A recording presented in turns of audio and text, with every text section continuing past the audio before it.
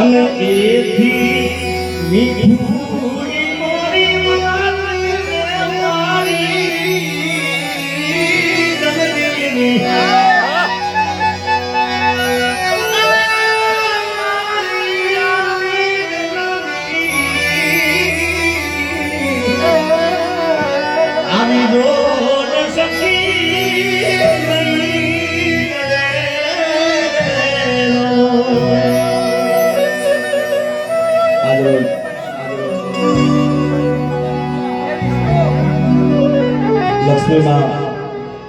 લક્ષ્મીલાલને શ્રદ્ધાંજલિ આપવા માટે તમે ભેળા મળ્યા છે. આજે કોઈ કલાકાર તરીકે નહીં પણ એક ભાઈ તરીકે આવે છે.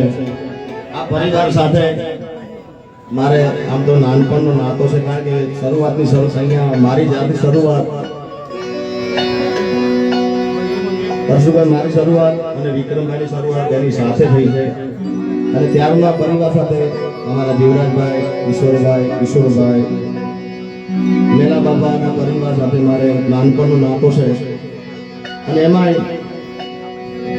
મારા ખાસ જીવરાજભાઈ, આ બધા આખા પરિવાર સાથે મારે નાનપણનો નાતો છે. એક કોઈ કલાકાર તરીકે હું, મારા મોટા ભાઈ વિશાલભાઈ, વરદાન, આખો પરિવાર આગળ આવે છે.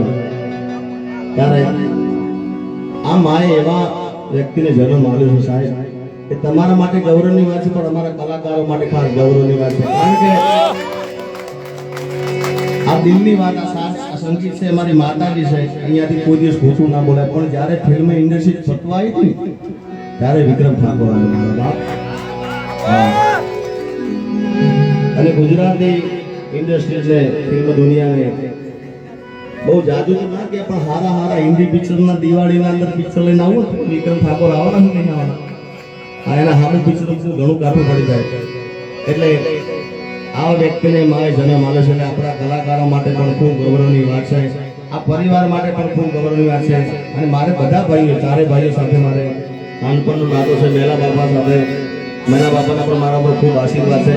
એટલે આજે કલાકાર તરીકે નહીં પણ એના ભાઈ તરીકે હું આજે આવ્યો છું. ત્યારે કવિ કેદારની રચના છે. અને જે મારી માને ગયા પણ, કારણ કે તો જેની માં જાય ને ભાઈ, માં 100 વર્ષની હોય, દીકરો 70 વર્ષ 75 વર્ષનો હોય, પણ સાહેબ માં જતી રહે ને, કારણ કે મારી માં ગઈ છે એટલે મને ખ્યાલ છે યાર. હા, માં તો માં છે યાર. એટલે મારે જાજુ બોલવું નથી, કારણ કે કલાકારો બધા, કમલેશભાઈ બધા કલાકારો એમાં છે, એટલે બધાને આપણે સાંભળવાના છે. ત્યારે મારી માને જે મેં શ્રદ્ધાંજલિ આપી હતી, જે ગીતથી મેં મારી માને શ્રદ્ધાંજલિ આપી, અને આ અમારી માં છે એ મારી જન્મની મારી માં, મને તારી